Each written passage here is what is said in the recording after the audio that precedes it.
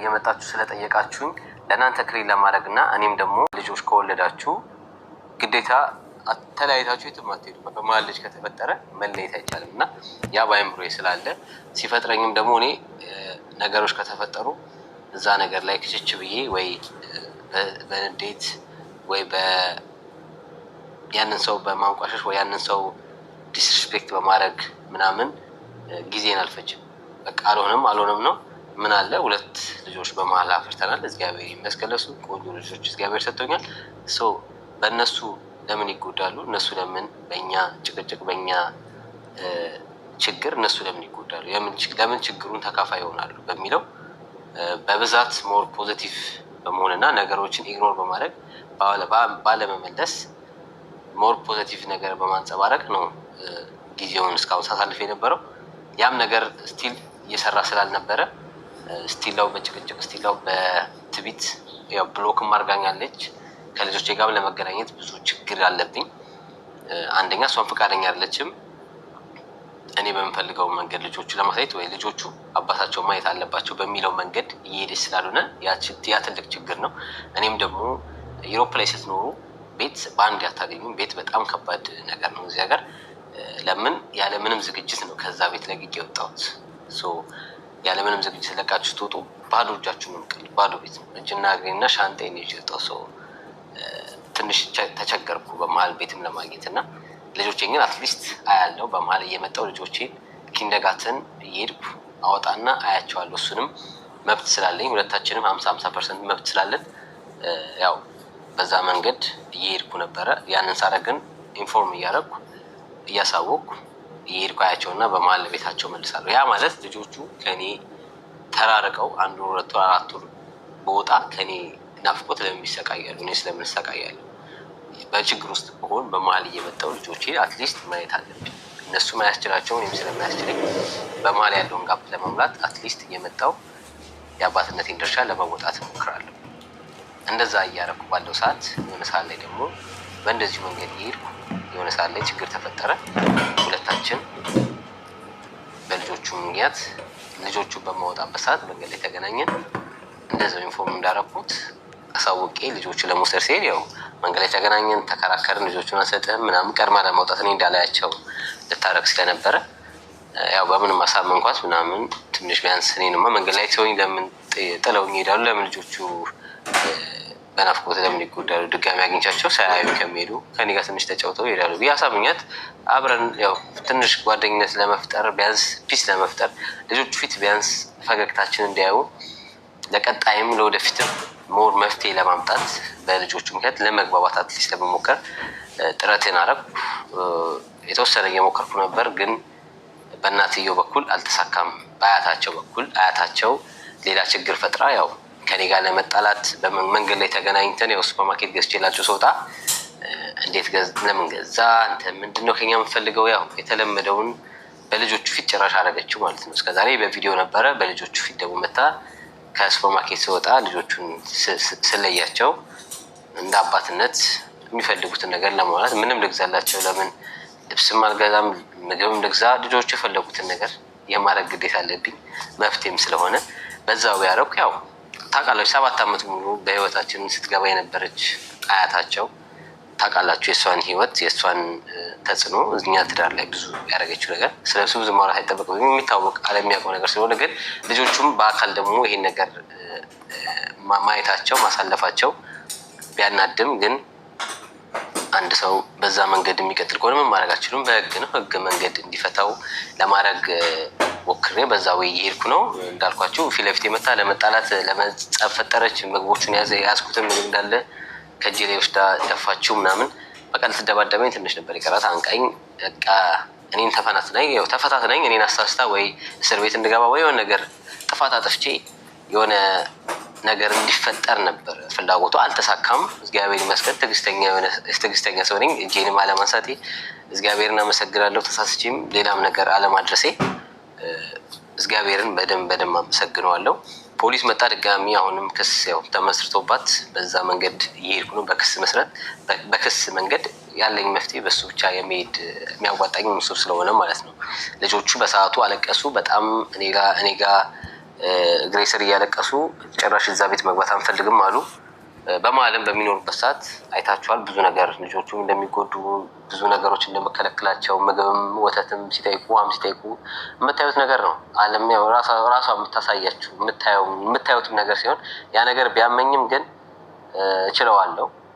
ግን ያ ነገር እናታቸው ፊት መደረጉ ቢያሳዝንም ይህን ያህል ተጽዕኖ የምታደርስ ከሆነ የአባታቸውን ወታ የምታንቋሽሽ የምትሳደብ ስቲል እናቷ የገዛ እናታቸው ኃላፊነት ነው፣ የእሷ ኃላፊነት ነው። የኔ እናት ብትሳደብ ኃላፊነቱ የኔ ነው የሚሆነው። ለምን የማስቆም ግዴታ አለብኝ? ወይ እኔን አክብራ ወይ እሷን አክብሬ እኔ ወይ ባለቤቴን አክብሬ ወይ የማስቆም ግዴታ አለብኝ። ገባችሁ? ኃላፊነቱን ወስዶ ነው። ሁለተኛ ደግሞ ልጅ ሲመጣ ደግሞ ከስር ልጆቹም በአያታቸው የሚጎዱ ከሆነ እናታቸው ፊት እናታቸው እያለች በአያታቸው የሚጎዱ ከሆነ ችግሩ ያው እናታቸው ሶሎ ማድረግ አለባት። ገባችሁ? ሶስተኛ ወገን ሲገባ ከባድ ነው የሚሆነው። እኔ ደግሞ እዚህ ሀገር ስመጣ ብቻዬን ነው የመጣሁት፣ ብቻዬን ነው ያለሁት። ቤቱንም ለቄ ስወጣ ብቻዬን ነው የምኖረው። ገባችሁ? ብቻዬን ነው ሁሉ ነገር የምጋፈጠው። በእናታቸው መደረግ ያለበት ነገር ሳይደረስ ሲቀር ያሁሉ ወከባ፣ ያሁሉ ስድብ፣ ያሁሉ ልጆቹ ፊት እንደዛ ስታደርግ ልጆቹ ተጎዱ፣ አለቀሱ፣ እዛ ቤት መግባት አንፈልግም አሉ። እንዳልኳችሁ ከፖሊሶቹ በኋላ ልጆቹ በቃ አንተ ወሰዳቸው አለችኝ እናታቸው። ወሰድኳቸው። መወስዳቸው ግን ማደሪያ ኖሮኝ አይደለም፣ እኔው የማድርበት ሰው ጋር የማድርበት እንደምንም ከሁለት ልጆች ጋር ተቸግሬ ይዣቸው ሄድኩ። በሰዓቱ በስራ ልብስ ነበርኩ። ለምን ከኪንደርጋርተን ከወሰድኳቸው በኋላ ነው የሆኑ ነገር የተፈጠረው። ገባችሁ? በአንድ ልብስ በዛው በለበሱት ከኔ ጋር ሄዱ። በነጋታው ስራ መግባት ነበረብኝ ጠዋት። እንዳጋጣሚ ዳኒ እረፍት ነበረ። እሱ ልጆቹን ኪንደርጋርተን እንዲወስዳቸው አድርጌ ጠዋት ግዴታ ስራ ገባሁ። ለምን በድንገት የተፈጠረ ነገር ስለሆነ ከአለቄ ጋር መስማማት አለብኝ። ሁሉ ነገር ክሊር ማድረግ አለብኝ። ከዛ ስራ ገባሁ። አጋጣሚ ሆኖ በጊዜ ጨረስኩ። ልጆቹ 15 ሰዓት ነበር የሚመጡት፣ እኔ ደግሞ 14 ሰዓት ጨረስኩ። 1 ሰዓት አለኝ። እኔ ደግሞ ያሰብኩት እሷ ትወስዳቸዋለች እንደተለመደው። በነጋታው መታ ወይ አያታቸው ትወስዳቸዋለች ወይ እናታቸው ትወስዳቸዋለች ከኪንደርጋርተን ብዬ ነበር ያሰብኩት። እሷ ቀድማ ኦልሬዲ ደውላ ለኪንደርጋርተን ልጆቹን መውሰድ አልችልም፣ አባታቸውን መጥተው የሚወስዳቸው አለች። ተደወለልኝ። አባታቸውን መጥተህ ነው መውሰድ ያለብህ ዳኒም ተባለ። ኪንደርጋርተን ሄዶ እንደዛ አሉት። ከዛ ዳኒ በቃ እዛ ኪንደርጋርተን ሄደ ጠብቀኝ ከስራ እስከመጣ እንዳላረፍድ ብዬ ተያይዘን ሁለታችንም ሄድን። በስራ ልብስ ሄድኩ። ልጆቹን አወጧቸው፣ አሁንም በዛው ልብስ ማለት ነው። ከዛ ወደ ቤት ልወስዳቸው ሞከርኩ። ቤታቸው ልክ ስወስዳቸው ጂጂ ነው ቤት የነበረችው። ገና ከመስኮት ኖ እዚህ ቤት መግባት አይችሉም ምናምን አለች። በገዛ ቤታቸው ማለት ነው። እናታቸው እንዳይገቡ ብላለች። እኔም አልፈቅድም እንዲገቡ፣ ልጆቹን በመጣበት ይዛቸው ሂዳለች። ይሄ ነገር መጋፈጠው ለልጆቹ ብዬ ነው። ገባችሁ? ከጠላቴ ጋር ፊት ለፊት እየተገናኘው ማውራው እንደዛ እየሰደበች እንደዛ እንትን የምትለኝ የሚታየኝ እዛ ጋር ልጆቹ ነው። ገባችሁ? ገና ለገና ሰደበችን ብዬ ገና ለገና መጥፎ ናት ብዬ በእሷ ምክንያት ልጆቹን ካለማየት ፊት ለፊት እየተጋፈጥኩ ባልፈልገውም ሂደቱ በክስ እየሄደ በክስ ያው መቼስ ከጠላታችሁ ፊት ለፊት ጋር መገናኘት የሚያስጠላ ነገር ነው። እንደዛ እየተሰደባችሁ እንደዛ ጠላት ለሆነ ሰው ፊት ለፊት ሄዳችሁ ልጅ መቀባበል ራሱ ከባድ ነው። ግን ሁሉ ነገር አልፌው ሲፈጥረኝ ታጋሽ ሲፈጥረኝ ይሄን አስችሎ ነው የፈጠረኝ እና ልጆቹን እንደዛ እያልኩ አገኛቸው ነበርና በንጋታው በር ላይ አትገባም አለችኝ።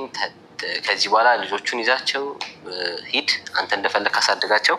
እናታቸው ጋር እዛው የደወለች ልጆቹ መጥተዋል እያሉ ያወራሉ እዛው ፊት ለፊታችን። ልጆቹ እዛው ፊት ለፊት እያዩ እዚህ ቤት መግባታችንም ተባሉ። ምን ማድረግ አለብኝ? ቤት የለኝም።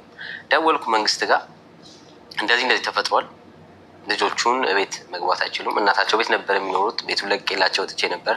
እኔ በአሁኑ ሰዓት እኔ ጋር ማደር ስለማይችሉ እኔ ቤት ስለሌለኝ ምን ማድረግ አለብኝ ስላቸው ለዛሬ እንደምንም ድጋሚ ማታ ስለመሸ እንደምንም እደር እዛው ቤታቸው በር ላይ ቆሜ አትገባም ነው ገባችሁ?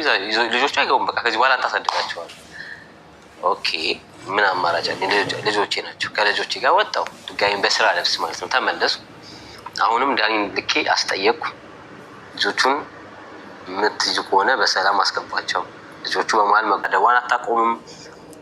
በሳምሪ አፍ እሷ ትሳደብላታለች። ያው የምታውቁት ነገር ነው እና ያ ነገር እየተካሄደ ከእኔ ብዙ ነገር ይጠብቃሉ። ብዙ ነገር እንዳረግ ንዴቱ አለ፣ ስድቡ አለ፣ ዛቻው አለ፣ ቤተሰብ መሳደብ አለ እና ልብሱን ከለከሉኝ፣ ምንም እቃ ከለከሉኝ።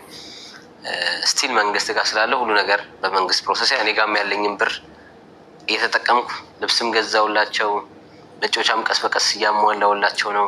አዲስ ህይወት ተጀመረ። በእንደዚህ እየሄድኩ ያለ ነው አሁን ይሄኛው እንደገና አሁን እየነገርኳችሁ ያሉት እና ከዚህ ምን ተረዳችሁ? ለምን ልጆቹ እኔ ጋር መጡ? ግልጽ አድርጌ ነግሬያችኋለሁ። አሁን ላይ ያለንበት ደረጃ ልጆቹ ከእኔ ጋር ሙሉ ለሙሉ እየኖሩ ነው። ሞር ደግሞ በመንግስት ተወስኖ ከዚህ በኋላ አባታቸውን የሚያሳድጋቸው በህግ 50-50 የነበረን ተነስቶ እኔ ማሳደጋቸው ከሆነ ኃላፊነቱ ለእኔ ተሰጥቶኝ በስርዓት ያሳድጋቸዋለሁ። እናትም አባትም ሆኜ ከእናታቸው ጋር ያለው ግንኙነት ደግሞ መንግስት ራሱ ወስኖ አንቺ በእንደዚህ ቀን ማግኘት ትችያለሽ የሚለውን አውጥቶ እሱ እስኪወስን ድረስ ለጊዜው እኔ ጋር ናቸው። እነሱ ማሳደግ ስለማይችሉ አያትየውን ማሳደግ አይችልም። ከዚህ በኋላ ሳምሪ ማሳደግ እንደማይችለው ቃል በቃል የተናገራቸው ያለው ነገር ይሄ ነው። ከዚህ በኋላ እናትም አባትም ሆኜ ያሳድጋቸዋለሁ። እኔ ጋር ነው ያሉት። እኔ እስካለው ድረስ በህይወት እስካለው ድረስ ልጆቼን ምንም ሳይጎዱ ለማሳደግ ወስኛለሁ። ግዴታዬም ነው፣ ልጆቼም ናቸው እና ደግሞ በብዛት ይከብድሃልን ብላችሁ ስጽፉልኝ ስለነበረ ከሀሳብ ከጭንቀት ያው ከኔ ለእኔ ከማሰብ እንደዛ እንደጻፋችሁ እንደ ወንድ ይከብደዋል ብላችሁ አስባችሁ ሊሆን ይችላል። ግን እግዚአብሔር ይመስገን ምንም አይከብደኝም። መስራት እችላለሁ። እጅግ አለኝ። ብዙም ወንደላጤ ብዙ ሲንግል ዳሮችም ስንት ልጆች ይዘው ማሳደግ ይችላሉ። ገባችሁ? እኔ ብቻ አይደለሁም የመጀመሪያው እና ስለዚህ ልጆቹ ምንም የሚጎዱት ነገር የለም፣ አታስቡ። እሱም ለልጆቹ ጥሩ አባት ነው። አይ ሆፕ እርግጠኛ ነኝ አያስርባቸው። ምናልባት ሉክሰስ የሆነ ነገር ሊቀርባቸው ይችላል። እሷም ጥሩ እናት ናት። ሁለቱ ናቸው የማይስማሙት። ገባችሁ? ያ ደግሞ የለም። አሁን ይሄ ልጆችን የሚጎዳ ነገር እየተደረገ አይደለም። በፊት ቤት ውስጥ እያሉ ነበር ልጆች የተጎዱት። አይታችኋል ምን ራሳቸው ምን እንደሚመስሉ እንደነበረ። እኔ ቢፎር እና አፍተር አሳያችኋለሁ። ስሰጥ ስቀበል የ6 ኪሎ ለውጥ ነው ያለው። የ6 ኪሎ ለውጥ ስቀበል በስንት ሻንጣ ልብስ እንደተቀበልኩኝ ስሸኝ ስንት ሻንጣ ልብስ እንዳለ እኔ አውቃለሁ። ሁላ ነገር መዝገብ ናት። እኔ ብዙ ጊዜ የምመክረው ባልና ሚስት ልጅ ከወለደ በኋላ ተቻችሎ ከቻሉ ለልጆቻቸው ተቻችለው ቢኖሩ ብዬ ነው የምመክረው። ካልተሆነ ደግሞ ተለያይተውም ለልጆቹ ጥሩ ፍቅር ነው። ግን የፋኒና የሳምሪ ሲጀመር ጀምሮ ሶሻል ሚዲያ ላይ እየወጣ ነው። ሲቀጥል ጂጂክያን ታውቋታላችሁ። ተሳዳቢ ናት። በጣም እንትንነት አለባት። ያው እንዳያችሁት ፋኒ መልስ ዛሬ ሰጥቷልና ግን ደግሞ አሁን ሴቷ ልጅ በጣም የሚናገሩትን ነገር በጭንቅላቷ የምታስቀምጥ ናት። በአሁኑ ሰዓት ማለት ነው። ለምን ብትሉ እኔም እንደዚህ አይነቱ ነገር ስለማውቀው ማለት ነው። አባቷን እንዴት እንደሚናገሩ ሴት ልጅ ደግሞ አንዳንዴ ፊሎ ወደ አባቷ ነው እና ምን እንደሚሉ ምን እንደሚናገሩት እናቷን ምን እንደሚሉ ሁሉን ነገር እንትን የምትል ነው። ታስታውሳችሁ ደግሞ ጂጂክያ እንዴ ቲክቶክ ላይ ላይቭ ገብታ አፕል ልትበላ ፈልጋ አሁን በልተሻል የምን ነው አንድ ነው የቀረው እኔ ነኝ የምበላው እያለቻት ነበርና ግን እኔ በጣም እንደተማረ ሰው ሰለጠነ ሀገር እንዳሉ ለልጆቹ አይምሮ ቢጨነቁላቸው ማለት ጂጂክያ ድሮ ጀምራ እንትን ነው። እኔ በነገራችን ላይ ጂጂክያ እንዴት ሴት ልጅ ልጇ ትዳሯን እንድትፈታ የምታደርገው በፊት ጀምራ ስድቧ ምኗ እኔ እንጃ ብቻ ምን አይነት ተፈጥሮ እንዳላት አይገባኝም። ግን ያን ሁላ ግን ብዙ ጫና እያለባቸው ያን ያክል ዓመት ኖረዋል አብረው ሳምሪና ፋኒ ማለት ነው። ብዙ ሰው የሚያውቅ ነው።